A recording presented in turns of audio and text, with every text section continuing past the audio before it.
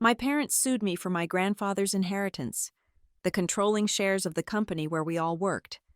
That morning, I walked into Eldergate Courthouse, my black coat still damp with rain.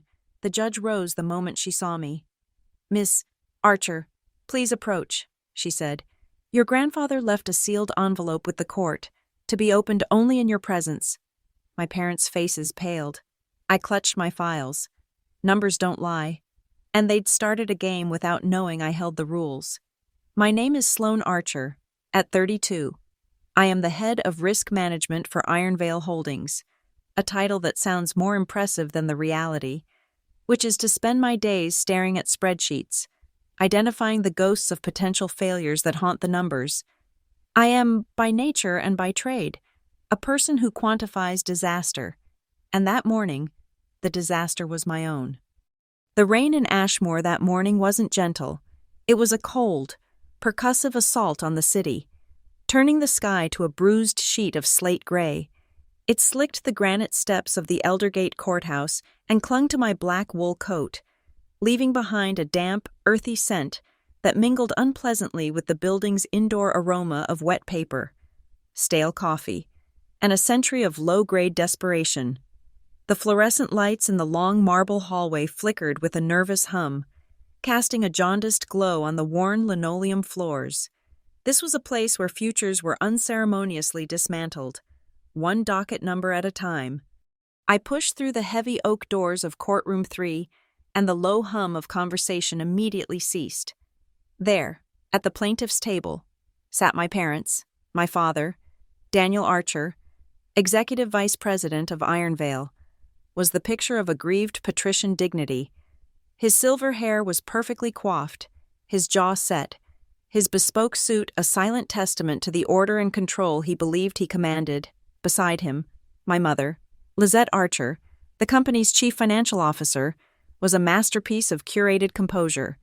Her posture was impeccable, her pearl earrings gleaming softly, her expression one of pained maternal concern, a look she had perfected for press photos and charity galas.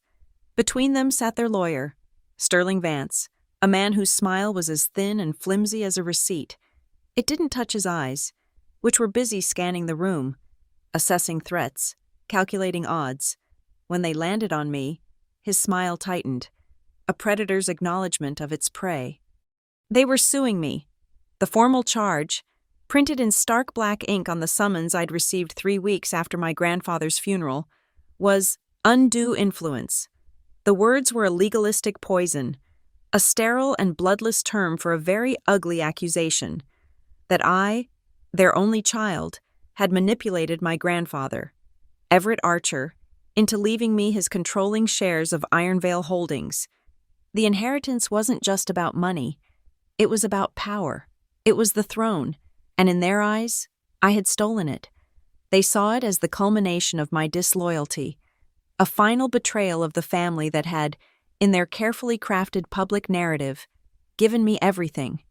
They failed to grasp the irony that everything my grandfather had actually given me, a rigorous mind, an allergy to bullshit, and an unshakable faith in the objective truth of numbers, was the very reason I was now sitting at the defendant's table, alone.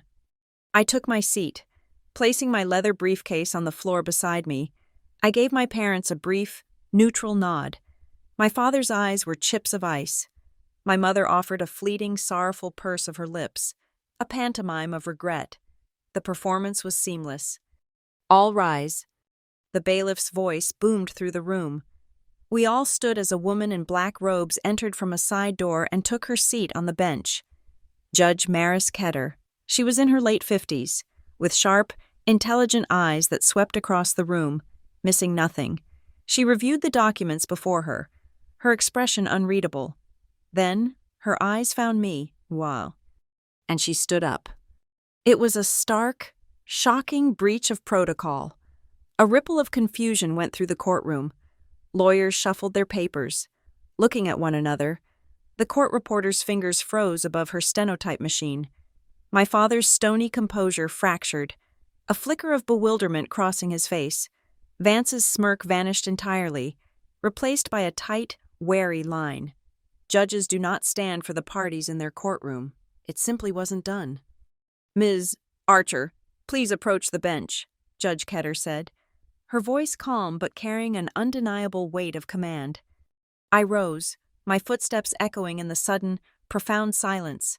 I felt every eye in the room on me, but my focus was entirely on the woman on the bench. As I stopped before her, she held up a thick manila envelope. It was sealed with a circle of dark red wax, impressed with the familiar Archer family signet ring, an eagle clutching a key, the same ring my grandfather had worn every day of his life. "Before we begin proceedings," the judge announced, her voice clear and resonant, addressing the entire room, "I must inform the court of a special instruction left by the deceased, Mr. Everett Archer." She held the envelope aloft for all to see. "He delivered this to my chambers, by courier, a week before he passed. It came with a letter stipulating that it was to remain sealed and was only to be opened in my courtroom upon the personal, physical arrival of his granddaughter, Sloane Archer." The silence in the room curdled into palpable tension. My mother's hand, which had been resting elegantly on the table, flew to her throat. My father stared at the envelope as if it were a venomous snake. Sterling Vance shot to his feet, his voice sharp with indignation. "Your Honor, objection. This is highly irregular. We have no prior knowledge of this document. To introduce it now, without discovery, is completely out of order and profoundly prejudicial to my clients." Judge Ketter's gaze was withering. She didn't even glance at him. "Mr. Vance, what is irregular is a man foreseeing a legal challenge to his final wishes with such clarity that he takes measures to ensure his voice is heard from the grave. This is not evidence being introduced into the case. This is a directive from the testator, which I am legally and ethically bound to follow." She picked up her gavel. "Your objection is noted. It is also overruled. You may sit down." The sharp crack of the gavel was like a gunshot. Vance sank back into his chair, his face flushed with anger. He began whispering furiously to my parents, but their attention was elsewhere. I looked over at my mother. Her carefully constructed mask was beginning to crumble. Her wrist, I noticed, was trembling slightly, and the perfectly manicured, blood-red fingernails of her right hand had begun a frantic, silent rhythm, a staccato tap-tap-tapping against the polished surface of the plaintiff's table. It was a tell I knew well from childhood, her tell for suppressed panic. It was a tiny crack in the marble facade, but it was there. I logged it away. Judge Ketter carefully broke the wax seal with a small letter opener and withdrew a set of folded papers. But before she could read them, I spoke. "Your Honor," I said, my voice steady, betraying none of the turmoil inside me. "Before the court proceeds with my grandfather's letter, I would like to submit a preliminary exhibit for your consideration." Ketter looked at me, her expression unreadable but attentive. "Proceed, Ms. Archer." I turned, walked back to my table, and opened my briefcase. I removed a single, neatly bound document. It was 112 pages long, with color-coded tabs marking key sections. I walked with deliberate, unhurried steps to the clerk's station. This is a complete record of email correspondence between the plaintiffs, Mr. Daniel Archer and Mrs. Lizette Archer, and a Dr. Alistair Finch, a clinical psychologist, over the past 18 months, I stated clearly. The correspondence documents their coordinated effort to build a fraudulent psychological profile of me. They detail a fabricated narrative of my supposed emotional instability, erratic judgment, and susceptibility to paranoid ideations. A gasp went through the room. My mother's tapping stopped. My father rose halfway out of his chair before Vance pulled him back down. I continued, my voice as cold and precise as the data in my report. "This narrative, Your Honor, was specifically designed to create a pretext for having me legally declared incompetent to manage my grandfather's estate. The metadata, which has been verified by a third-party forensic analyst and is included in Appendix C, confirms the emails were sent from company servers, often late at night. The timeline of this correspondence aligns perfectly with the 2 occasions my parents attempted to pressure my grandfather into amending his will to exclude me. This was not a family disagreement. It was a premeditated campaign to disinherit me based on manufactured lies. I placed the document on the clerk's desk. It landed with a soft, definitive thud. When I turned back, I saw the true cost of their ambition reflected in their faces. My father's was a mask of pure fury. The patrician veneer burned away to reveal the raw entitlement beneath. My mother looked utterly stunned, as if I had just struck her. For the first time, her face was not a calculated performance. It was a canvas of genuine shock and dawning horror. They had walked into this courtroom believing they were the hunters, armed with the unassailable righteousness of their position as parents and pillars of the community. They had their story, their lawyer, their performance. They believed they were in control. But the first battle was over. I returned to my seat, my hands steady, my heart beating a slow, regular rhythm. The war was far from won, but in the space of 10 minutes, the entire axis of the conflict had shifted. They had built their case on a foundation of lies about my character, and I had just handed the judge the architectural blueprints for their deception. The game they had started was no longer theirs to control. The ground had just tilted, irrevocably, away from their plan. As I sat at the defendant's table, the document I'd submitted resting between us like a landmine, I looked at my parents, not as my mother and father, but as I had trained myself to see everything, as assets and liabilities, to the city of Ashmore. They were the ultimate asset. The Archer family of Ironvale Holdings was not just a business, it was a local dynasty, a pillar of the community. Our name was etched onto the side of the public library, on plaques in the hospital's pediatric wing, and in the glossy pages of every local magazine. Ironvale wasn't just a logistics empire that had quietly and efficiently become the economic bedrock of the region. It was a brand, and the brand was our family, stable, generous, and unimpeachably perfect. I remembered a cover story in Ashmore Living from 2 years ago. The photograph was taken in the manicured gardens behind our family home. My father, Daniel Archer, stood with a hand resting on my mother's shoulder, his expression one of benevolent authority. As the executive vice president, he was the public face, the visionary. He was the one who gave stirring speeches at the Chamber of Commerce, his voice resonating with confidence as he spoke of growth, community, and the Ironvale promise. He was charming, handsome, and utterly convincing. Beside him, my mother, Lizette, the company's CFO, looked radiant and poised. She was the quiet power, the financial genius whose fiscal strategies were legendary. The article praised her for her razor-sharp intellect and her tender heart, citing her leadership of the Archer Cares Foundation as proof that corporate success and genuine compassion could coexist. It was a beautiful picture, a testament to choreographed excellence.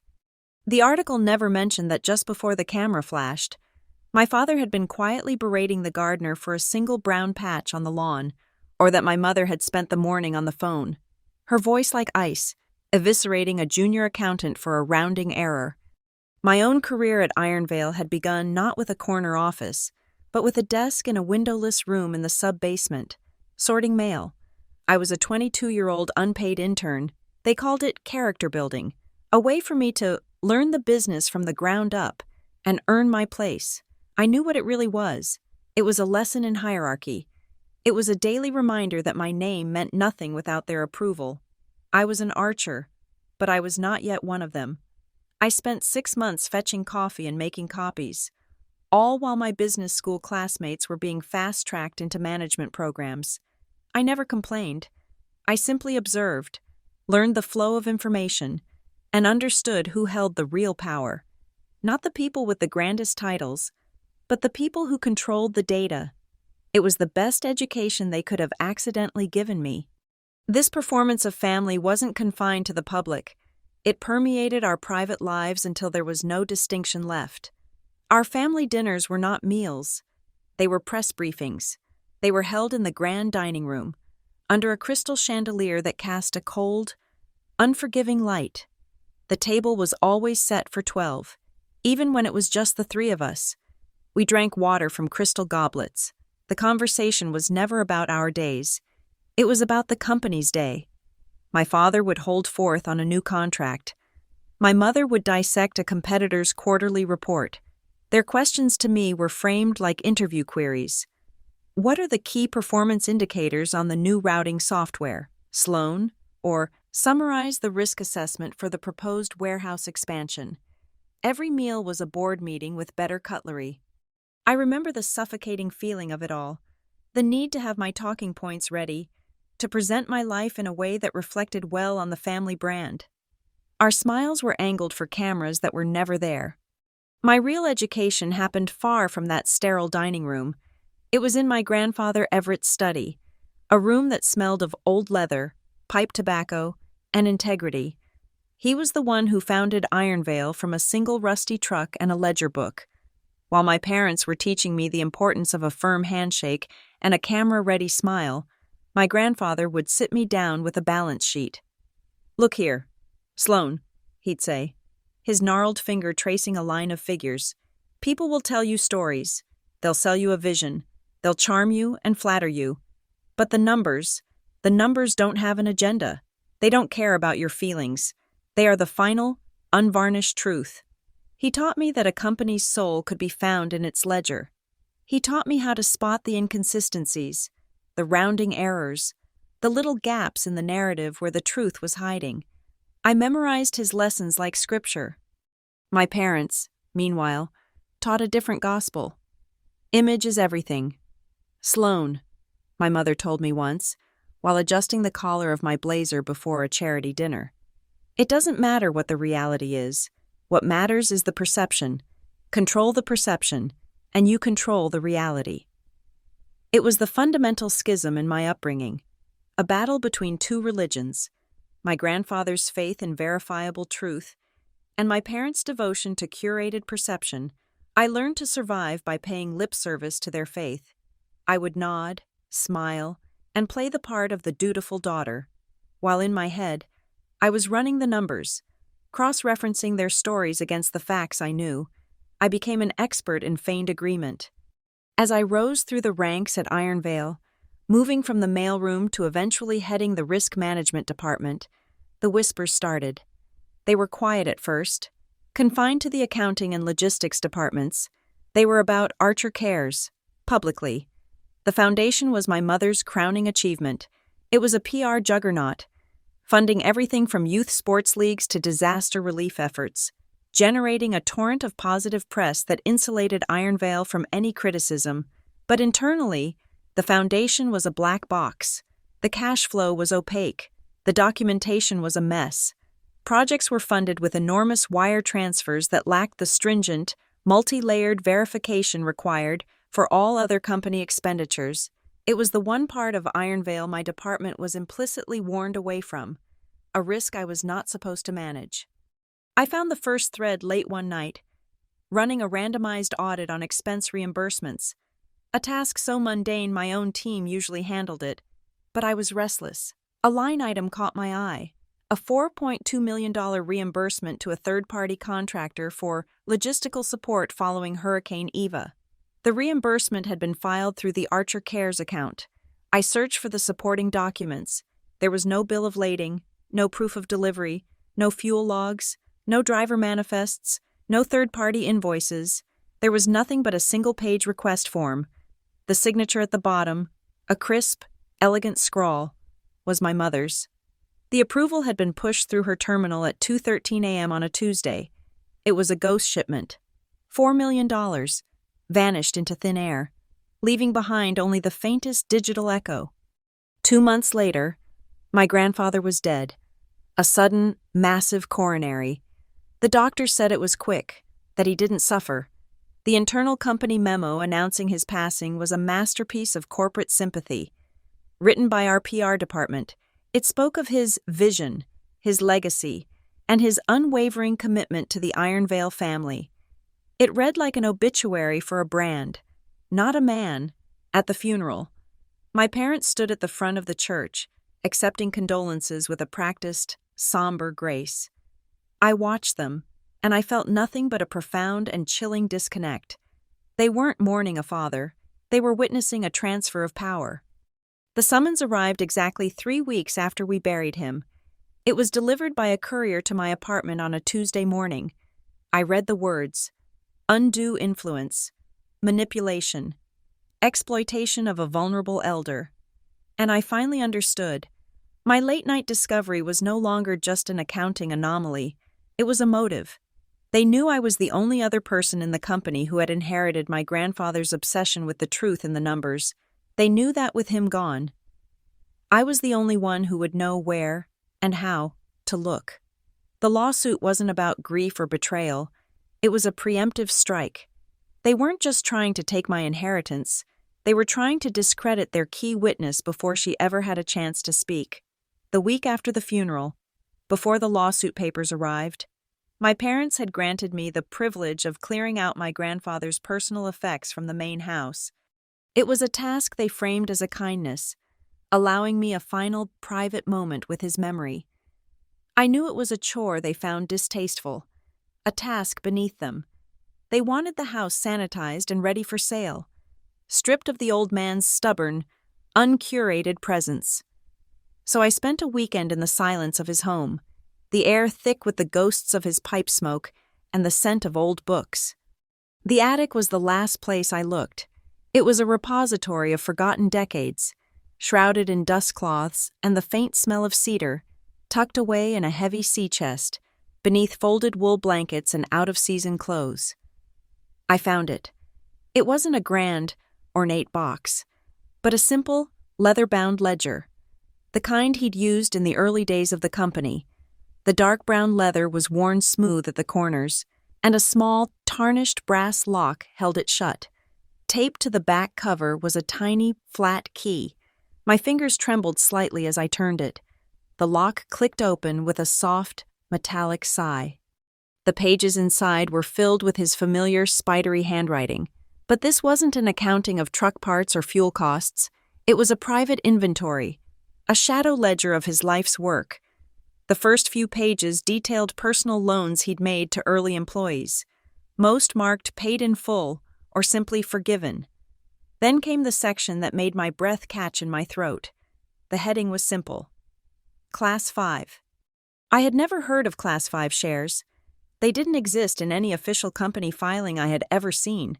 They were, according to his notes, a special class of stock he had created and held in a private trust, unannounced to the board, even to my parents. They carried no dividend rights, but they held immense power. Each share represented 10 votes in any matter of corporate governance. It was a kill switch, a hidden scepter. He owned enough of them to single-handedly overrule the entire board. And then, I saw the condition. Tucked into a sleeve on the inside back cover was a single sheet of his personal stationery. His handwriting was shakier here, written with a sense of urgency. To Sloan, it began. This power is a burden. It must be earned, not given. The 14% holding of Class 5 shares, and the controlling voting rights therein, are to be transferred to you under one condition: that you, on your own, can prove the hollowness of Cares. If you are reading this, I suspect you already know where to look. The numbers never lie. Show them the truth. The hollowness of Cares. He knew, or at least, he suspected. He hadn't just left me a weapon. He had left me a final exam. Beneath his note was another, smaller envelope, made of the same thick cream paper as the one Judge Ketter held in court.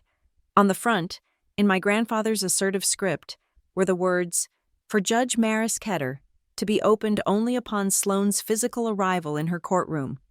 I sank back on my heels in the dusty attic, the ledger resting in my lap. The world shifted. This wasn't a simple inheritance dispute anymore. It was a posthumous directive, a mission assigned from the grave. He hadn't been a victim of my parents' machinations. He had been setting the chessboard, and he had just handed me my queen. That night, I didn't sleep. With the little leather book open on my desk next to my company-issued laptop, I began the real work. I pulled the official, audited corporate ledgers for the past 3 years. I created a new spreadsheet, a sterile grid waiting to be filled with truth, one by one. I went through the entries in my grandfather's book, They were cryptic notes, not formal accounting entries, dates, figures, and a simple alphanumeric code. I started cross-referencing them against the official records of the Archer Cares Foundation. At first, it was a mess. The numbers didn't seem to match anything, but my grandfather had taught me to look for patterns, for the echoes between what is said and what is done. The figures in his ledger were always slightly different from the ones in the official books, but the dates were identical, and the discrepancies, the difference between his number and my mother's, always corresponded perfectly to a set of contracts with transportation subsidiaries, shell companies, most likely, paper entities created to receive funds for services that were never rendered. Then I saw the code, repeated over and over again next to the largest discrepancies, Ash 17. I ran a search through the Iron Vale Logistics database. Ash 17 was an official, active shipping route, Ashmore to Harbor's Gate. According to the system, it was one of our most profitable new routes, established 18 months ago under the Archer Cares Community Outreach Initiative. It was designated for carrying urgent disaster relief supplies. The records showed dozens of shipments, millions of dollars in logistical fees, all paid for by the Foundation. But as I dug deeper, I found the ghosts. There were no fuel consumption reports for any Ash 17 trucks, no driver logs, no way station receipts, no maintenance records for the assigned vehicles, the trucks, the drivers, the shipments. They didn't exist. Harbor's Gate was a real place, a small, struggling port town 100 miles down the coast, but no Iron Vale trucks had ever gone there. Ash 17 was a phantom route, a financial pipeline designed to siphon millions from the Foundation under the cover of charity. It was the hollowness he'd written about. The next step was the most dangerous. I couldn't go to our internal auditors. They reported directly to my mother. I couldn't go to the board. My father controlled them. I was alone. So, late one night, using a secure public library terminal and a burner email address, I compiled a concise, evidence-based summary of my findings. I attached the phantom route data and the analysis of the shell contracts. I stripped out any mention of my family, framing it purely as a case of potential corporate fraud. I submitted it, anonymously, to the State Securities Commission's online whistleblower portal. The submission confirmation number felt like a point of no return. Armed with the knowledge from my grandfather's ledger, I knew exactly what to look for in the company's enterprise resource planning, ERP system. I had high-level access as head of risk, a privilege my parents had likely come to regret. I pulled the system access logs for the Archer Cares account, and there it was, a pattern of approvals, all for contracts and payments related to Ash 17 and the other shell operations. They were all pushed through by a single user ID, L. Archer, and the timestamps were damning. 7 separate occasions over the last year and a half, all logged between 2:00 and 3:00 a.m. One of them, for the $4.2 million payment I'd first discovered, was time-stamped at 2:13 a.m. It wasn't an automated approval, as she would later claim. It was my mother, in the dead of night, personally signing off on the transfer of millions of dollars to ghost companies. The final piece of my preparation felt both sacred and strategic. I scanned every page of my grandfather's ledger. I downloaded the ERP logs, the phantom route data, the shell company contracts, and the verified email chains between my parents and the psychologist. I took the audio file of my father discussing the plan to blame the contractor from my phone. I encrypted everything into a single, password-protected container file. Then I transferred it to a brand-new, solid-state cold storage drive, a device with no wireless capability, impossible to hack remotely. I needed a place to keep it, a place that was safe, a place they would never think to look. In my grandfather's study, on his dresser, was a small, velvet-lined box. It was where he kept his cufflinks and his signet ring. I opened it. The box still smelled faintly of him. I took the small, cool, metallic drive, the culmination of all my work, the digital ghost of their crimes, and I placed it inside. I closed the lid. An old ring box, a container for a family legacy, was now the vault for the evidence that could bring that same family down. As I walked out of his house for the last time, locking the door behind me, I finally understood. The summons I'd received wasn't just a lawsuit over money, it was an act of desperation. My grandfather had left the truth behind for me to find, and my parents, in their arrogance, had just dragged me into the one arena, a court of law, where the truth was the only currency that mattered. The fight for my inheritance had become the launching pad for a case of massive accounting fraud. He had taught me that numbers were the ultimate truth, and I was about to give them a final, public accounting. The day after the initial hearing, I walked back into the Iron Vale Holdings headquarters, and the atmosphere had changed. Our corporate office was a monument to modern transparency, a sprawling open-plan space with floor-to-ceiling glass walls. It was designed to foster collaboration and openness, a physical manifestation of the corporate buzzwords my father loved to use in interviews. In reality, it was a panopticon, a fishbowl, a place where every conversation was visible, every meeting observable, every keystroke potentially monitored. You could see everything, which meant you rarely saw the truth. It was an architecture of passive surveillance, and in the wake of the courtroom bombshell, its invisible pressures had been dialed to their maximum setting. My public humiliation was swift and elegantly executed. An email, sent to the entire senior management team by my father, announced a strategic realignment of departmental priorities. I was being temporarily reassigned from my role as head of risk management. My new post? Special Projects Coordinator for the Archer Cares Foundation, reporting directly to the head of public relations. It was a demotion so blatant it was almost an art form. They had stripped me of my access to hard data, to logistics reports, to the company's financial nervous system. They had exiled me to the softest, most superficial corner of the empire, the land of press releases, photo ops, and feel-good narratives. It was a public shaming, a clear signal to every employee in our glass-walled kingdom. Sloane Archer is no longer a power player. She is a pariah. The effect was immediate. As I packed up my office, a glass cube with a commanding view of the logistics hub, I could feel the eyes on me. People I had worked with for years suddenly found the patterns on the industrial carpet fascinating. Conversations would drop to a whisper as I walked past, then resume with a forced, unnatural brightness. The silence around my desk was a tangible thing, a force field of corporate fear. A few were brave. Maria, a senior analyst from my team, came by with a coffee, her hand shaking almost imperceptibly as she placed it on my desk. "You've got this. Sloane," she whispered, her voice barely audible, her eyes darting nervously towards the polished chrome sphere of a security camera mounted on the ceiling. Mark, from a T, gave me a tight, supportive nod as we passed in the hallway. These were small, fleeting gestures of solidarity in a sea of calculated avoidance. They were whispers of support from people who knew their own mortgages depended on not being seen as my ally. They saw the cameras, and they knew who was watching. I moved my belongings to my new desk, located in the PR department's open plan area, a vibrant space filled with colorful beanbag chairs and motivational posters.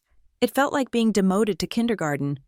My first assignment, given to me with a saccharine smile by the VP of Communications, was to collate positive impact stories from the Foundation's recent activities. I was being tasked with writing the very propaganda I was trying to dismantle. But they had made a critical miscalculation. They assumed that by removing me from the data, they had neutralized me. They had forgotten that I designed the systems they used. They saw me as a princess being sent to a tower. They didn't realize the tower was the castle's server room, and I still had the master key. At the end of my first week in exile, I requested a meeting with my mother and the head of PR. In the sterile, glass-walled conference room, I presented my first proposal as Special Projects Coordinator. I wore the mask of earnest concern. I spoke their language. "I've been reviewing the Foundation's operational efficiency," I began, my tone professional and helpful. "And I've identified a potential vulnerability in our supply chain verification process. Given the high-risk environments we often operate in, providing disaster relief, for example, There's a significant reputational risk if our aid doesn't reach its intended recipients. The media would have a field day with a story like that. I paused, letting the implication hang in the air. I propose a new control protocol. I continued. A system of randomized, real-time audits on our highest risk, highest volume charity logistics routes. We can cross-reference shipping manifests with on-the-ground delivery confirmations to ensure end-to-end integrity. It would be a powerful story for the press.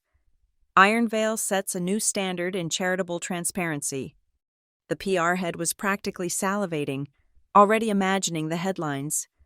My mother watched me, her expression a mixture of suspicion and amusement. She saw the trap. She knew I was talking about routes like Ash 17, but she believed the trap was for me. She believed I was making a desperate, clumsy move, trying to use my new, powerless position to poke at the one area I was forbidden from. She thought she could call my bluff and expose me as a rogue agent with a personal vendetta. Her smile was thin, predatory. What a fantastic initiative. Sloan, truly forward-thinking. She turned to the PR head. It shows she's already bringing her risk management expertise to her new role. Then she turned back to me, her eyes glittering with victory. It's a wonderful idea, and I think, to ensure complete objectivity, it should be managed and executed by the professionals. We'll have the risk management department, your old department, take the lead on this. We wouldn't want to burden you with it. It was the perfect corporate checkmate. She had taken my idea and turned it against me. Now, any attempt on my part to influence the audit would look like I was trying to tamper with the investigation. She had walled me off completely. She left the meeting with a look of serene triumph. What she didn't know was that I had already planted my own seeds. For the past 2 years, I had insisted that all official press releases, especially those with financial figures or impact statements, be distributed as locked PDF files to prevent alteration. It was a standard security measure, but the software I had licensed for the company had a feature I'd never told anyone about. On my command, I could embed a microscopic, encrypted tracking pixel into every PDF generated. It was designed to trace leaks of sensitive documents, and I had activated it for every press release the PR department had issued about Archer Cares for the last 18 months. That night, working from home, I ran the program. A timeline began to populate on my screen. I could see when each file was created, when it was sent, and, more importantly, I could cross-reference the data in the press release with the real-time logistics data from the ERP system at the exact moment of its creation. A pattern emerged, as clear and damning as a photographic negative developing in a darkroom. A major press release boasting of aid delivered via route Ash 17 would be sent out on a Monday, but the logistics data from that exact moment showed 0 truck movement, 0 fuel consumption, 0 activity on that route. The press releases weren't just lies, they were time-stamped, verifiable lies. I now had a perfect, unassailable timeline of the fraud. The next morning, I made my move. I walked into my father's office. I didn't bother making an appointment, and placed a letter on his desk. It was from an external legal firm, informing him that I was formally exercising my rights as a corporate whistleblower. The letter cited the anonymous tip that had been filed with the State Securities Commission, a tip I could now prove was valid, and stated that my counsel would be seeking full preservation of all relevant company data pending an external investigation. It was a declaration of war. The weekly senior leadership meeting that Friday was an exercise in extreme tension. We sat around the massive mahogany table in the main boardroom. The air was thick with unspoken accusations. My father conducted the meeting with a forced, jovial air that fooled no one. When he got to me, he dropped the pretense. He leaned forward, his hands clasped on the table. The whole room went silent. "Sloan," he said, his voice low and dangerous, "there seems to be some confusion about your role here, about your priorities. So let me ask you a simple question. In front of everyone, who are you loyal to?" It was a loyalty test, a public demand for fealty. He expected me to falter, to show emotion, to perhaps even break down. He wanted the board to see the unstable daughter he and my mother had described in their emails to the psychologist. I met his gaze without blinking. My own voice was quiet, devoid of all emotion, as if I were stating a simple, immutable fact. To the numbers. A wave of uncomfortable energy washed through the room. A few executives coughed. One shifted in his chair. It was the wrong answer, the one that broke the unspoken code of family and corporate allegiance. My father's face hardened into a mask of cold fury. He knew, in that moment, that I would not be controlled, not by sentiment, not by intimidation. I picked up my pen and made a small note on the legal pad in front of me. It was a habit from my risk management days. Document everything. I wrote down the date, the time, the attendees of the meeting, and my father's exact question. Then I added my response. It was one more line item in a ledger that was growing longer and more damning by the day. The war was no longer being fought in the courtroom. It had moved back to its home turf, the glass and steel battlefield of Iron Vale Holdings. My parents believed they had won by exiling me to the PR department. They thought they had cut me off from my ammunition, but they had only given me a new type of camouflage. My gambit began not with a spreadsheet, but with a story. In my new role, I drafted a proposal for a flagship feature in our upcoming annual shareholder report. The proposed title was Archer Cares, Delivering Hope, Down to the Last Mile. The centerpiece of this feature would be a deep dive into our most successful and challenging recent initiative, providing rapid storm relief to the devastated community of Harbor's Gate. The Phantom Route, Ash 17, was about to have its moment in the spotlight. I pitched it in a departmental meeting with a straight face and a binder full of mock-up layouts. "This isn't just about logistics," I said, using the kind of empty, aspirational language they loved. "It's about our heart. It's about showing our investors and the world that our commitment to community is as robust as our supply chain." They devoured it.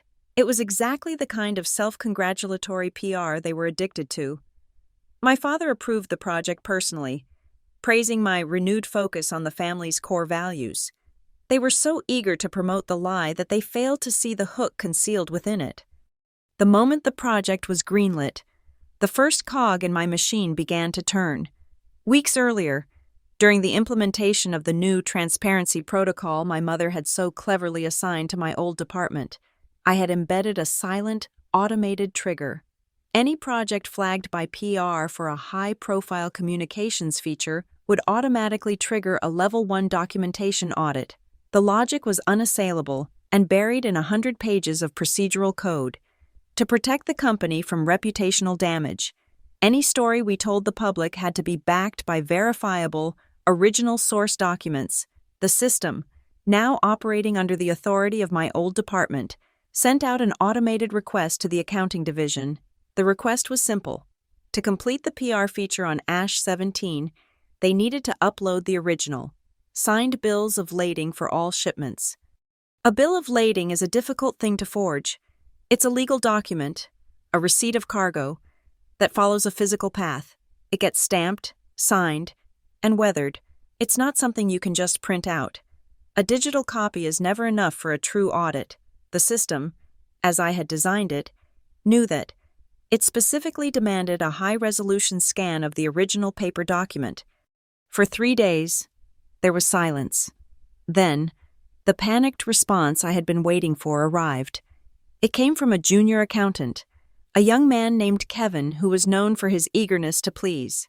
The email was addressed to the head of PR, but I was copied on it. "Hi, Brenda," it began. "Apologies for the delay on the Ash 17 docs. We had a minor flood in off-site storage last month, and some of the originals were damaged. Our scanner is also on the fritz, but I've managed to get a snapshot of the key document for you. Hope this works for the feature." Attached was a single JPEG file. It was a blurry, poorly lit photograph of a bill of lading, clearly taken with a phone. The details were just legible enough to seem plausible to a casual observer, but I wasn't a casual observer. I downloaded the image and opened the file's metadata. It was all there, the digital fingerprint of their desperation. The image hadn't been created 18 months ago on a dock in Ashmore. It had been created 2 days ago, on an iPhone 14 Pro. The GPS coordinates embedded in the file placed the phone's location not at our shipping depot, but at a Kinko's copy shop 3 blocks from the office. The final damning detail was the last modified timestamp, 11:47 p.m. The previous night. It was the digital receipt for their forgery. I didn't gloat. I didn't forward the email with a triumphant, "Aha!" I simply followed the next step in the plan my grandfather had laid out for me. His ledger contained more than just numbers. It had a section titled Contingencies. In it was a set of instructions, including a heavily encrypted email address for a private server and a simple code phrase. Eagle has landed. This was my direct, secure channel to Judge Ketter's chambers, a back door he had built for me. I compiled the evidence into a single, password-protected bundle. The original system request, Kevin's email, the blurry photo, and a concise, 2-page analysis of the metadata. I sent it with the subject line, "Eagle has landed." I received no reply. I didn't need one. The fallout at Ironvale was immediate, though invisible to the outside. My anonymous tip to the Securities Commission, now bolstered by the evidence I had just supplied to the judge, must have triggered an inquiry, because the next afternoon, a calendar notification popped up on my screen. It was for an emergency, partners-only meeting of the executive board. My name was not on the invite list. The meeting was scheduled for 5 p.m. in the main boardroom. A quick check of the company's internal booking system showed that the small, adjacent conference room, the one separated from the main boardroom by a wall of switchable smart glass, was available. I booked it for a 4:30 p.m. meeting with a fictitious vendor. When I arrived, the glass wall was opaque, frosted for privacy, but a small flaw in the system, one I had noted years ago but never bothered to report, meant that if you stood at just the right angle in the corner, a sliver of the glass remained semi-transparent, distorting the view but not the sound. More importantly, I had my phone.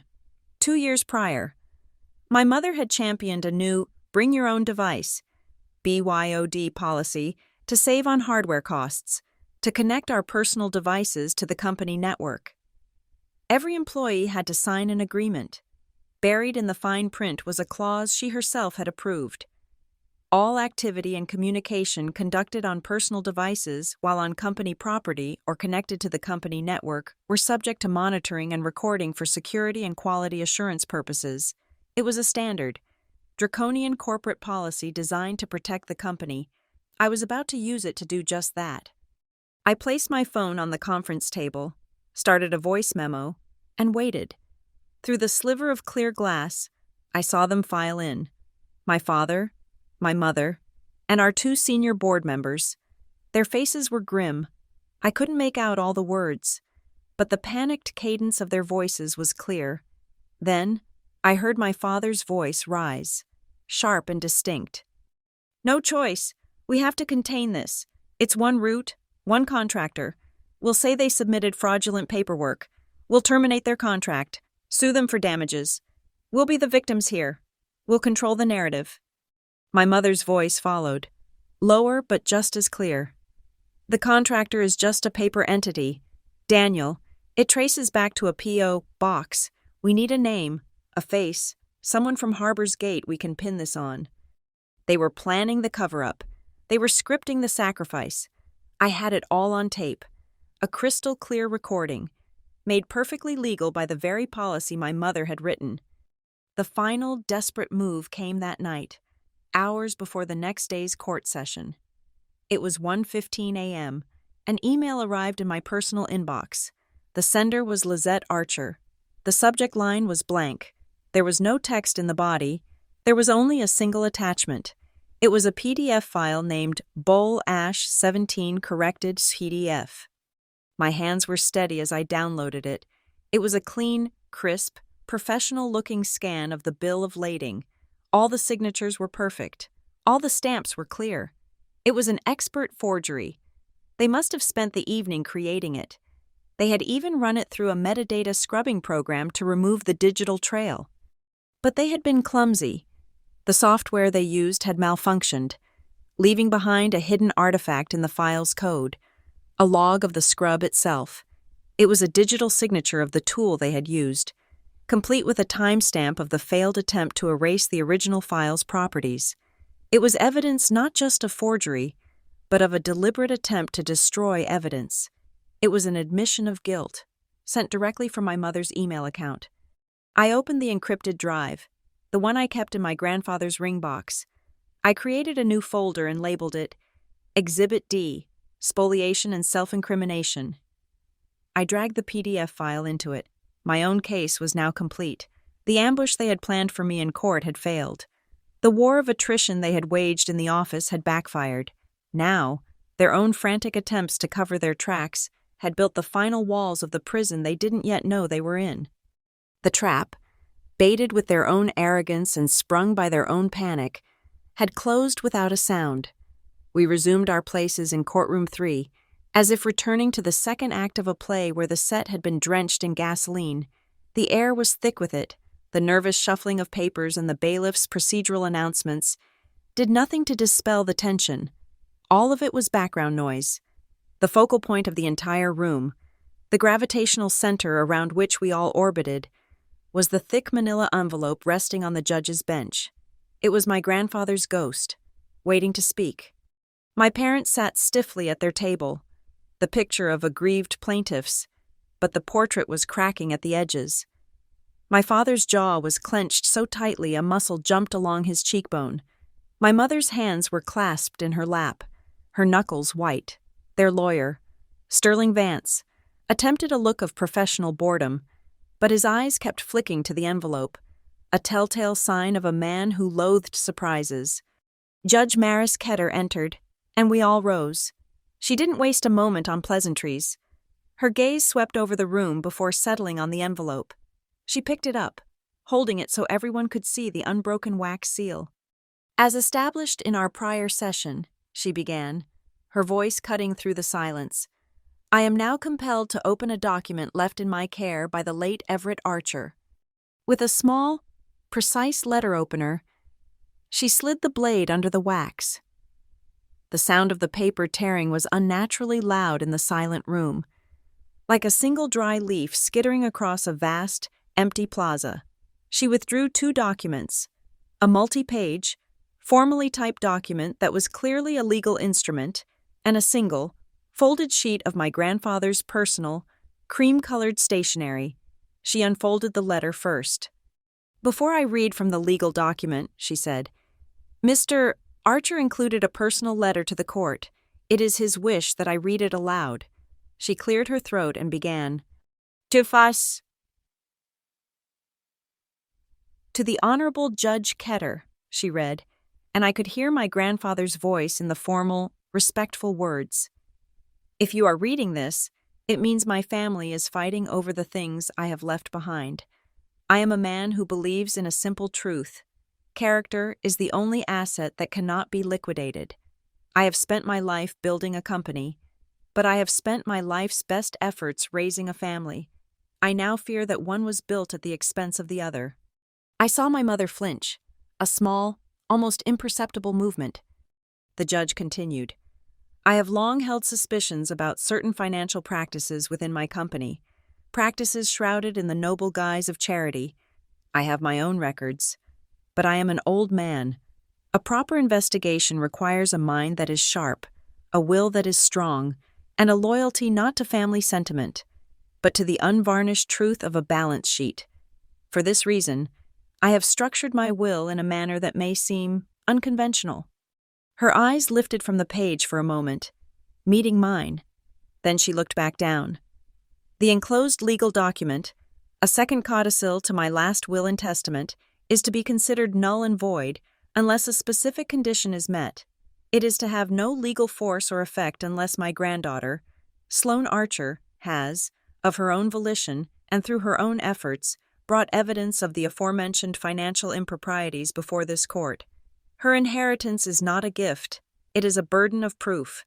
This codicil is only to become valid if Sloane, and Sloane alone, has managed to prove the truth. A wave of murmurs swept through the courtroom. Vance shot to his feet, but Judge Ketter held up a hand, silencing him before he could speak. She then picked up the legal document.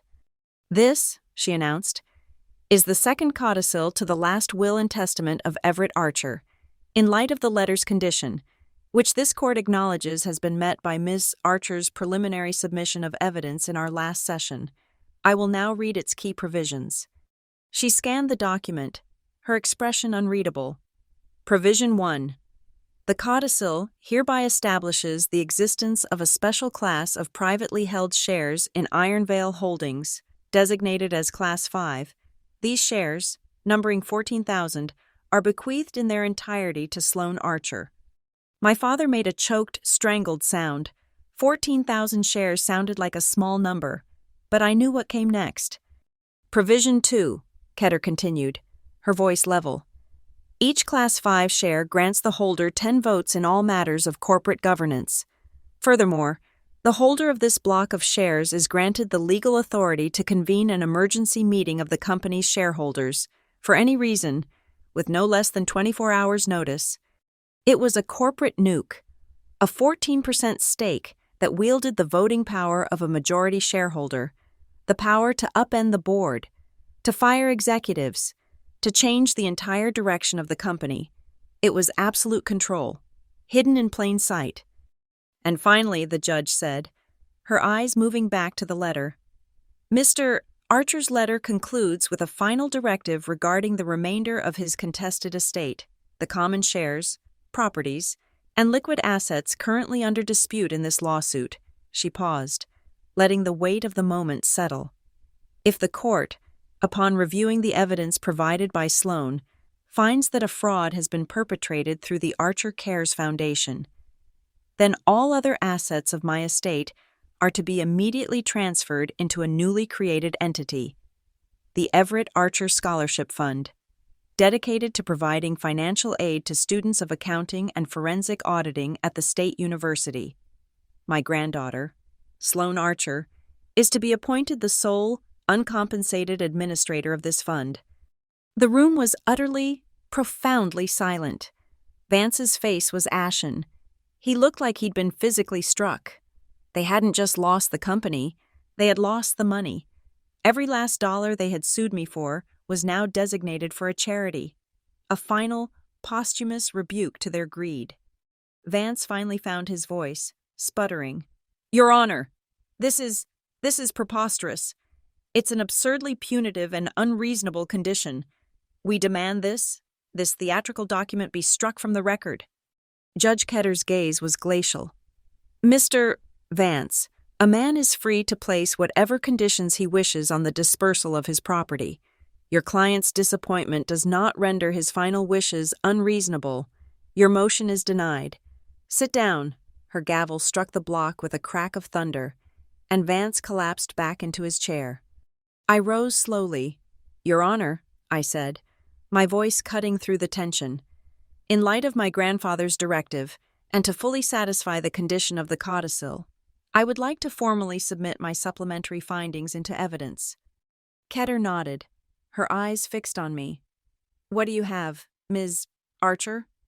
"I have the complete ERP system logs for the Archer Cares account, showing repeated after-hours access from a terminal registered to the CFO, Mrs. Lizette Archer. I have a full comparative analysis of my grandfather's private ledger against the fraudulent corporate ledger. I have a high-resolution photograph of a forged bill of lading, complete with metadata proving its recent creation, and I have a full, unedited audio recording of a meeting in which the plaintiffs, Mr. Daniel Archer and Mrs. Lizette Archer, discussed a plan to fraudulently blame a third-party contractor for the financial discrepancies. Each item I listed was a hammer blow. My father's face, which had been pale, was now turning a blotchy red. My mother seemed to have shrunk in her chair. All the curated poise and confidence gone, replaced by a brittle, hollow shell. "The evidence has been compiled onto a single, encrypted, cold storage drive," I concluded. "It is sealed in this envelope." I held it up. The bailiff approached, took the small, unassuming envelope from my hand, and delivered it to the clerk, who marked it as Exhibit B. The USB drive, nestled safely inside, was now in the court's possession. The truth was now officially in the room. My father could no longer contain himself. He shot up from his chair, his hands slamming down on the table. "This is a betrayal!" he roared, his voice raw with fury, the sound echoing off the wood-paneled walls. "A betrayal of your own family." Crack. "That is your first warning, Mr. Archer," Judge Ketter said, her voice dangerously calm as she lowered her gavel. "You will maintain order in my courtroom, or you will be removed from it." He stood there, trembling with rage, before slowly, reluctantly, sinking back into his seat.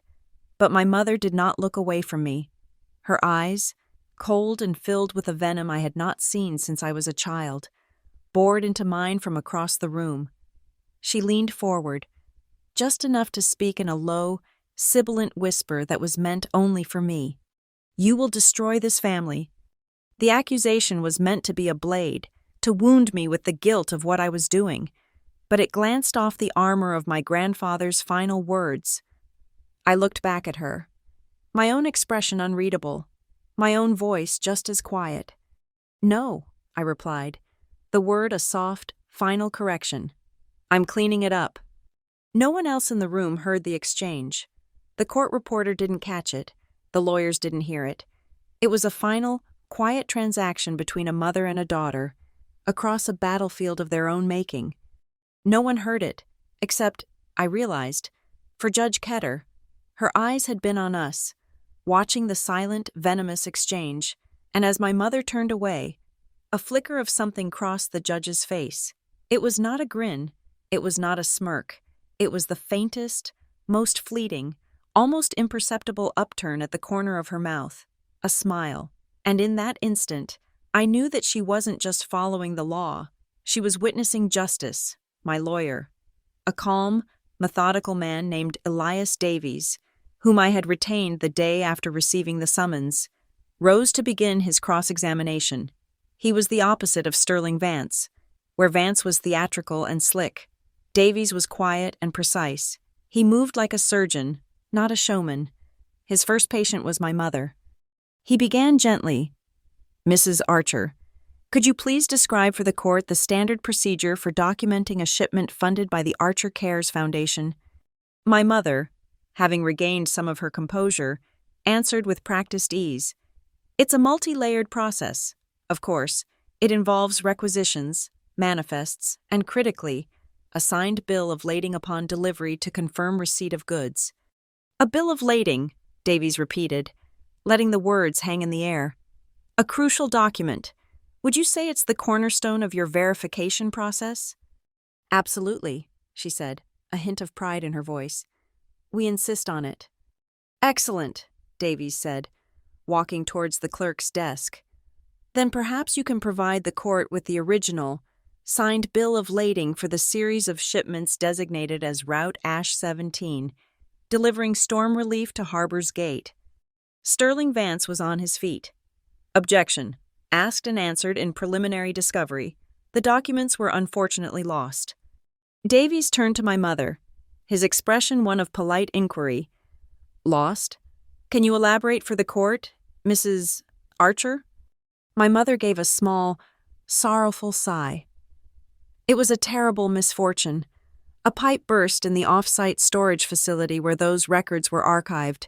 A freak accident. A number of documents, including the Ash 17 file, were destroyed by water damage. It was a natural disaster." "Really?"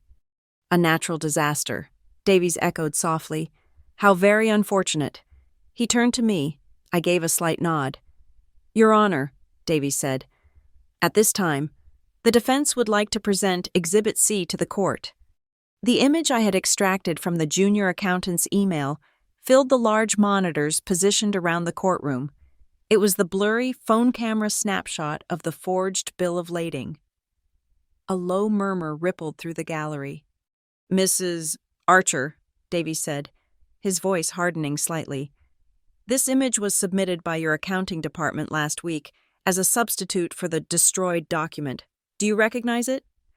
I believe so," she said. Her eyes narrowed. "As I said, the originals were damaged. My team did their best to recover what they could. I'm sure they did, Davies replied. He clicked a button on his remote. The image on the screen was replaced by a clean, stark screenshot of the file's metadata.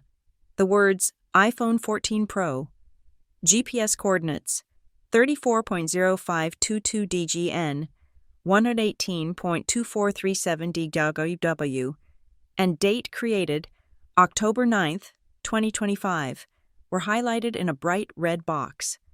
Mrs. Archer, Davies's voice was now as sharp as a scalpel. Can you explain to the court why the metadata for this photograph, allegedly a rescue from a flood, indicates it was created last Tuesday, on a cell phone, at a Kinko's 3 blocks from your corporate office? The blood drained from my mother's face. She stared at the screen, her mouth opening and closing silently, like a fish pulled from water.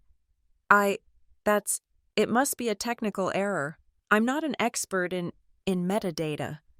The courtroom was no longer murmuring. It was watching a public dissection.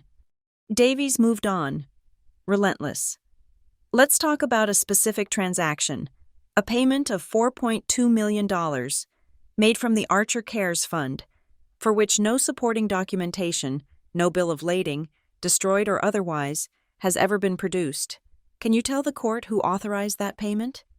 I can't recall the specifics of every transaction, she said, her voice becoming brittle. Payments of that nature are often handled by an automated approval system, based on preset parameters, to ensure timely aid delivery. An automated system, Davies repeated. He clicked his remote again. A new image filled the screens. It was a screenshot of the ERP system log. Highlighted again in red was a single line of code. User ID, L, Archer, Action, Manual Approval, Payment 72A, Amount, $4,200,000. Timestamp, 2:13 a.m. Does your automated system often require your manual override at 13 minutes past 2 in the morning? Mrs. Archer? Davies asked. From your personal office terminal? She was cornered. She looked desperately towards my father, who, ignoring Vance's frantic gestures to stay seated, rose to his feet. This is a ridiculous harassment, my father boomed, pointing a finger at Davies. That payment was for an emergency contract with our logistics partner in Harbor's Gate. They were on the ground, saving lives. My wife was working around the clock, cutting through red tape to get things done. Davies turned his calm, unblinking gaze on my father. Your logistics partner in Harbor's Gate, would that be the entity known as Harbor Allied Freight? Yes, exactly, my father said, puffing out his chest, sensing a victory. Your Honor, Davies said, turning to the judge. The defense would like to present Exhibit D. The monitors changed again. Displayed was the partnership contract between Ironvale Holdings and Harbor Allied Freight. It was a draft, covered in watermark text that read, Preliminary, for discussion only. The final page, with the signature lines, was conspicuously blank. This is the only version of this contract that exists in your company's records, isn't it, Mr. Archer? Davies asked. An unsigned draft. There is no partnership. Harbor Allied Freight is a shell corporation that exists only as a post office box in Delaware, isn't it? Vance was on his feet, his face slick with sweat. Your Honor, my clients are being ambushed with a mountain of out-of-context technical data. We haven't had time to review this. We need a recess to prepare a proper response. We demand an adjournment. Judge Ketter looked down at him, her expression one of profound impatience. Mr. Vance, she said, her voice cold and clear. The truth doesn't wait for your convenience. Motion denied. She looked at me. It was the signal. I nodded to Davies. Your Honor, Davies said, the defense has one final piece of evidence on this matter. It is an audio file. My mother shot a panicked look at my father. Their composure was completely gone. This was a threat they hadn't anticipated.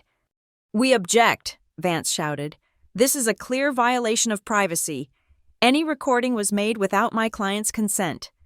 On the contrary, Davies replied smoothly, the recording was made on company property, by an employee, on a personal device connected to the company network. It is therefore subject to the company's own bring your own device policy. He clicked his remote one last time. The screen filled with the text of the BYOD policy, the policy my mother had personally championed. Highlighted in yellow was the clause she had written, explicitly granting the company the right to record any and all activity for security purposes. A policy, I might add, Davies noted, that was authored and signed by Mrs. Lizette Archer herself. Judge Ketter looked at the screen, then at my mother. Objection overruled. Mr. Vance, you may play the file, Mr. Davies. I pressed the play button on my laptop. The sound of my father's voice, tinny but clear, filled the courtroom. No choice. We have to contain this. It's one route, one contractor. We'll say they submitted fraudulent paperwork. We'll be the victims here. We'll control the narrative. Then, my mother's voice. We need a name, a face, someone from Harbor's Gate we can pin this on. A collective gasp went through the courtroom. It was no longer a matter of metadata or system logs. It was a confession, in their own voices, the sound of raw, conspiratorial fraud. My mother stood up, her face a mask of fury. "Turn it off!" she screamed. "I demand you turn that off!" But no one was listening to her. Judge Ketter was already making notes, her pen flying across her legal pad. She looked up, her gaze sweeping over my parents with an expression of utter contempt. "The court," Judge Ketter announced, her voice ringing with judicial authority, "finds that the evidence presented constitutes a significant and credible indication of corporate fraud, conspiracy, and spoliation of evidence." She turned to the court clerk. "You will make copies of Exhibits B, C, D, and the audio file just played. Have them delivered by court messenger to the district attorney's office, immediately." She picked up her gavel. "This line of questioning is concluded." Crack. The sound of the wood striking the block was absolute. It was the sound of a door slamming shut. It was the sound of a world ending. There were no more objections. There were no more denials. In the ringing silence that followed, there was only the truth, stark and brutal and undeniable. The gavel had fallen, but the sound was not an ending. It was a starting pistol. While my parents and their lawyer were still frozen in the wreckage of their case, I stood. The room's attention, thick and heavy, shifted to me. "Your Honor," I said, my voice cutting through the stunned silence. "Pursuant to the terms of the second codicil of my grandfather's will, as just read and validated by this court, I am now the sole holder of the Class 5 shares of Iron Vale Holdings." Judge Ketter watched me, her expression neutral, waiting. My father stared, his face a mask of confusion and rage. He had no idea what was coming. "The codicil grants me the explicit right to convene an emergency meeting of the shareholders," I continued, my voice even and strong. "I am formally exercising that right. I request that the court facilitate this meeting, immediately, using its audiovisual resources to address a matter of extreme and urgent risk to the corporation and its investors." It was an unprecedented move, a corporate coup launched from the witness stand of a probate court. Sterling Vance, finally jolted from his stupor, scrambled to his feet. This is an abuse of process. The courtroom cannot be used for a corporate meeting." Judge Ketter silenced him with a glance. "Mr. Vance," she said, her tone dangerously low, "evidence of massive fraud has just been referred from this courtroom to the district attorney. The financial stability of one of this city's largest employers is now in question. I would say that makes the matter at hand directly relevant to the public interest. The court will allow it. The bailiff will assist Ms. Archer in making the necessary connections." What my parents didn't know was that I had already prepared for this. My lawyer had a list of the key representatives for the major institutional investors and minority shareholder blocks. Within minutes, the large courtroom monitors, which moments before had displayed their fraudulent documents, flickered to life. One by one, faces began to appear in a grid, like a scene from a sci-fi movie. There was Arthur Galloway, the grizzled head of a major pension fund, his face a mask of stern confusion, There was a panel of analysts from a New York investment bank, looking young, sharp, and predatory. There were the local shareholders, faces I recognized from years of company picnics, now looking bewildered and afraid. They had been summoned from their boardrooms and trading desks into the middle of a legal firestorm. My parents, Daniel and Lizette Archer, were now trapped between the justice system they had tried to manipulate and the shareholders they were legally bound to serve. I walked to the podium, not as a defendant, but as the company's new, unnerving center of power. I kept my presentation brutally short. There was no emotion, no talk of betrayal or family. I spoke their language. "Good afternoon," I began. "You have been convened because Ironvale Holdings is facing an immediate and catastrophic material risk. The court has just heard evidence, which will be shared with you under seal, of a systematic, multi-million-dollar fraud perpetrated by senior executives through the Archer Cares Foundation." I let that sink in. I could see the analysts begin typing furiously. "This creates 3 critical points of exposure," I continued, holding up a finger. "First, extreme legal jeopardy. The evidence has been referred to the district attorney, and we can anticipate both civil and criminal investigations. Second, catastrophic reputational damage. When this story breaks, and it will, our brand equity, which is built on trust and integrity, will be decimated. Third, a complete collapse of leadership credibility, which will destabilize the market's confidence in our company and crater our stock price." I looked from the screen to my parents. They were watching me as if I were a stranger, a creature they had never seen before. "As the holder of the Class 5 controlling shares," I said, "I have a fiduciary duty to act immediately to protect the interests of this company and all its shareholders. Therefore, I am putting a single resolution to a vote, effective immediately. The resolution is this: that Daniel Archer and Lizette Archer be suspended from all executive duties and barred from company property, pending the outcome of a full, independent, external investigation, and that Mr. Julian Croft be appointed as interim chief executive officer to guide the company through this crisis." Julian Croft was a legend in the logistics industry, a respected semi-retired executive known for his ruthless efficiency and unimpeachable integrity. And most importantly, he was not an Archer. I finished. "We will now vote. The corporate secretary will conduct the roll call." A new face appeared on the screen, our corporate secretary, looking pale but professional. The vote began. It was a bloodless, silent affair, one by one. The faces in the grid would light up, and the secretary would call their name. A voice would reply with a simple, cold word: "Aye." There was no debate, no discussion. I had presented them with a fire, and I had handed them the only extinguisher. My own vote, representing the Class 5 shares, was the final, crushing blow. The entire process took less than 5 minutes. The secretary cleared his throat, the sound unnaturally loud in the silent room. "The resolution passes. The motion is carried." It was done. In the space of an afternoon, my parents had lost their lawsuit, their reputation, their freedom, and now, their company. The power they had spent their lives accumulating had been dismantled, not with a bang, but with a series of quiet, procedural keystrokes. As the screens went dark, I looked at my mother. She was staring at the reflection in the polished glass of the courtroom doors. I followed her gaze and saw what she was seeing: her own face, no longer a mask of perfect composure. Her skin was pallid, and for the first time in my entire life, I saw that her perfect, razor-sharp eyeliner was smudged, a thin black track cutting through her foundation where a single tear had escaped and been hastily wiped away.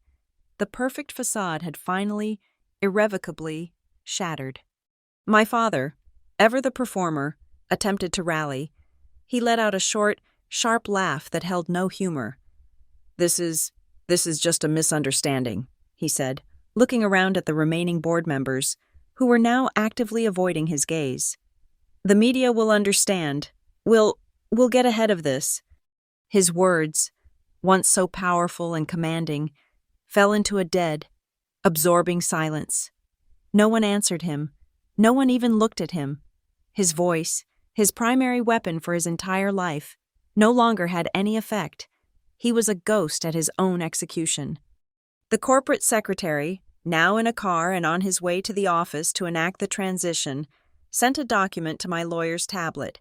It was the formal resolution, ready for my signature. Davies handed the tablet to me. I took the stylus and signed my name at the bottom. The motion of my hand was steady and sure. It did not feel like signing a death warrant. It felt like signing a surgeon's consent form, authorizing the removal of a malignant tumor that had threatened to kill the entire organism. It was a painful, necessary, and clean excision. As I handed the tablet back, my own phone buzzed. It was a copy of the internal bulletin that had just been sent to every single employee at Ironvale Holdings. From the executive suites to the loading docks, the subject line was simple: a message from the board.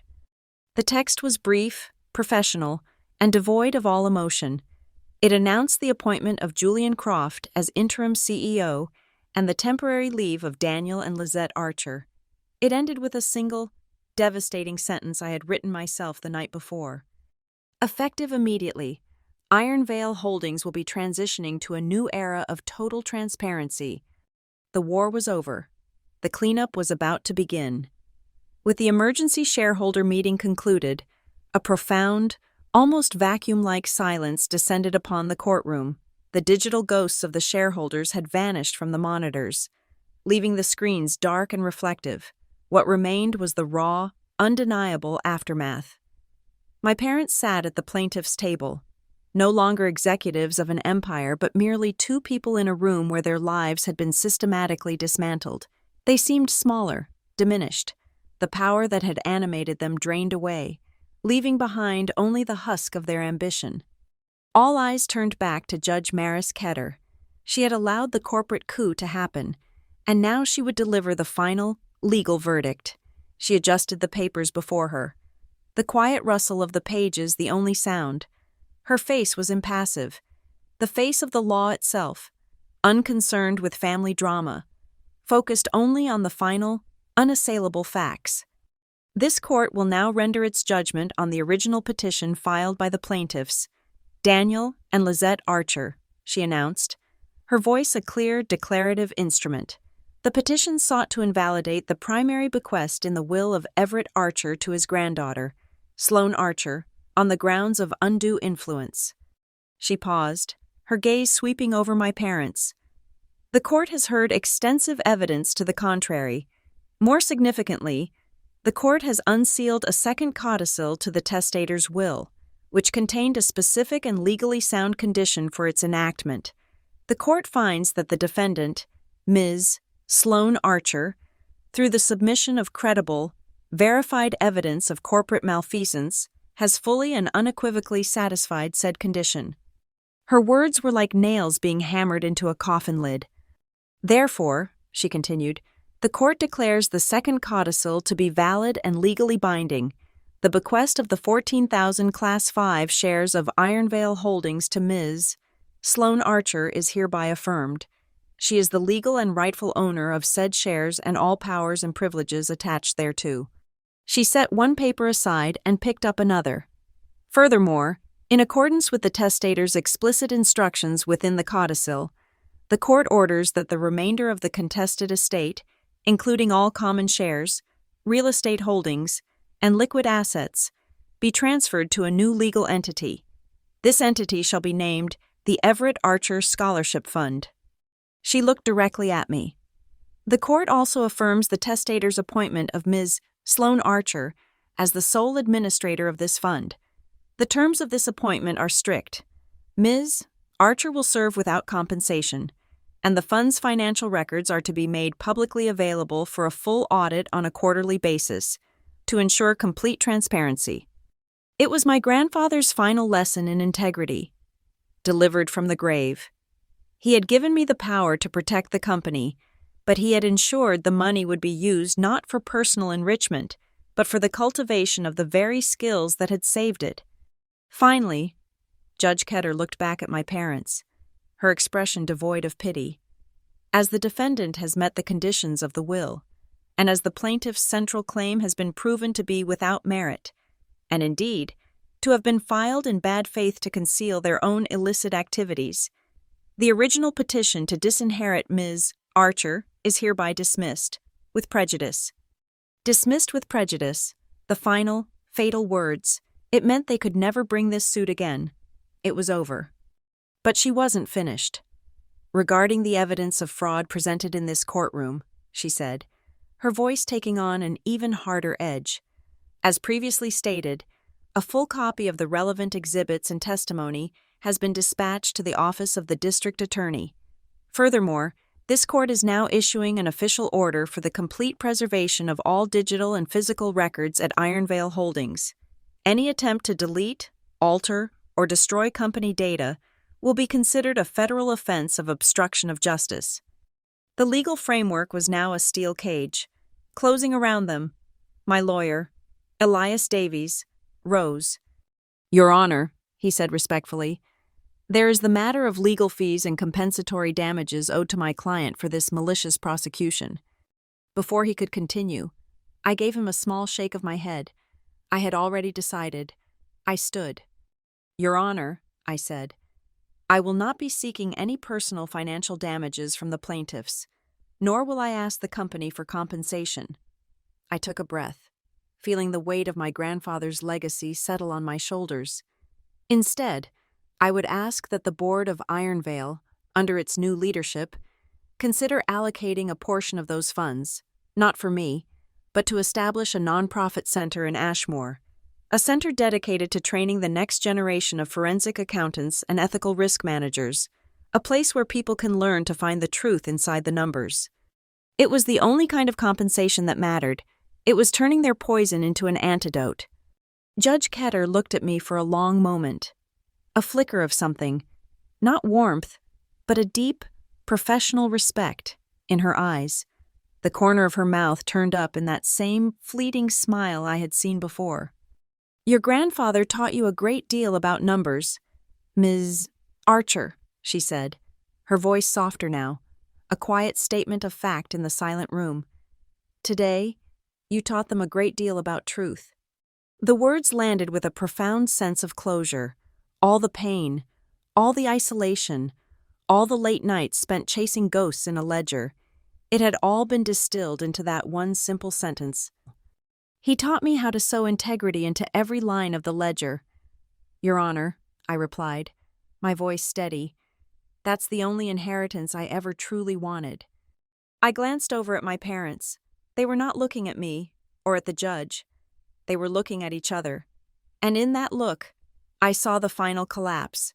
Their entire marriage, their entire partnership, had been a corporation built on shared ambition. They were a merger of convenience and power. Now, with the company gone and the wealth stripped away, they had nothing left in common. There were no more strategies to discuss, no more narratives to spin. The language they had shared for 35 years had been rendered obsolete. They were two strangers, sitting side by side in the ruins of their life's work, with nothing left to say. Judge Ketter picked up her gavel one last time. She looked from my parents, to me, and then to the seal of the court before her. She lifted the heavy wooden hammer. Crack! The sound was final, absolute. It was the sound of a box being closed and locked. It was the sound of a story ending. "This court is adjourned." As she rose and exited through her chambers, the bailiff moved to the large double doors at the back of the courtroom and pulled them open. The world outside had not stopped. The rain had softened to a steady, gray drizzle, and the weak afternoon light filtered into the solemn, wood-paneled room. It wasn't a bright, triumphant sunshine. It was the color of reality, the color of a city that was quiet and damp and ready for the hard work of cleaning up. I stood on the top step of the Eldergate Courthouse, alone. The rain had softened into a fine, persistent mist that beaded on the black iron of the handrail. Each droplet that struck the metal made a small, distinct tick, a sound like 1,000 tiny clocks counting out the first seconds of a new life. The air was cool and clean, washed of the courtroom's stale tension. My phone vibrated in my coat pocket. I pulled it out. The screen glowed with a new email. The subject line stark and official. Resolution effective immediately. I opened it. It was from the new interim CEO, Julian Croft. The text was brief. The resolutions passed in the emergency shareholder meeting were now legally executed and filed. The transfer of power was complete. It was a digital confirmation of a reality that still felt seismic, a tectonic shift that had occurred beneath the foundations of my entire world.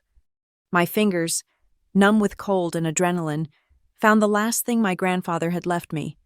Not the ledger, but the small, cream-colored envelope that had been tucked inside it, the one addressed simply to me. I had saved it for this moment. I slid my thumb under the flap and broke the seal. It wasn't a letter. It was a photograph, faded and worn at the edges. It was of me, aged 10, sitting in his study at a clunky, oversized computer from a bygone era. I had a look of intense concentration on my face, my small hands on the keyboard, the green text of a primitive spreadsheet reflected in my wide, serious eyes. He must have taken it without my knowing. On the back, in his familiar, spidery script, was a single sentence. The truth is the only inheritance that never breaks. I felt a sudden, sharp ache in my chest, not of grief, but of a profound, overwhelming gratitude. He had seen me, all those years, through all the family performances and the corporate maneuvering. He had seen who I really was. He hadn't just left me a company, he had left me a confirmation of my own identity. I looked up from the photograph, up at the sky over Ashmore. It was a uniform, leaden gray, a sky without promise of sun, but it was no longer oppressive, in the flat, even light. I felt a strange sense of clarity. It was bright enough to read the numbers by. With a final, deliberate movement, I turned my back on the courthouse doors. I did not look back into the courtroom, where I knew my parents were still sitting in the wreckage. I did not need to see their faces. I did not need to offer them a forgiveness that I didn't feel and they hadn't earned. There was nothing left to say.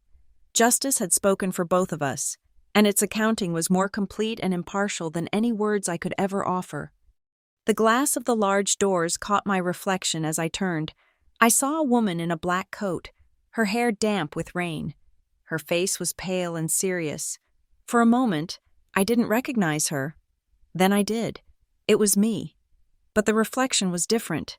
It wasn't the girl who had spent a lifetime seeking permission to enter the room. It was the woman who now owned it. I took a deep, steadying breath, the cool, damp air filling my lungs. I slid the old leather ledger out from my briefcase and tucked it into the inside pocket of my coat, the photograph resting against it.